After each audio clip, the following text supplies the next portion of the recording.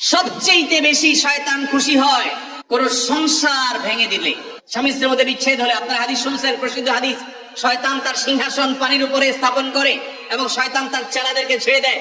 চেলারা সারাদিন আকাম কুকাম করে সারাদিন অপকর্মের পরে ফিরে এসে তাদের দলনেতাকে বলে, আমি একজনকে খুন করিয়েছি, একজনকে দিয়ে আরেকজনকে দিয়ে একটা মিথ্যা বলিয়েছি, আরেকজনকে দিয়ে মাদকাসক্ত করিয়েছি, আরেকজনকে দিয়ে অমুক জেনা করিয়েছি। তখন শয়তান বলে, হ্যাঁ অবশ্যই কিছু না কিছু করেছ। কিন্তু যখন কোন শয়তান এসে বলে একজন স্বামী স্ত্রীর মধ্যে বিচ্ছেদ ঘটায় দিছি, তখন শয়তান বলে তুমি সবচেয়ে বড় কাজ করছো, সে সবচেয়ে বড় খুশি হয়।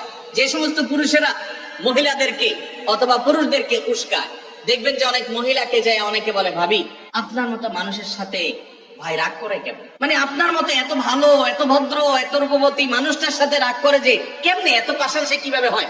বুঝবেন যে এই লোক হলো সাক্ষাৎ ইবলিস।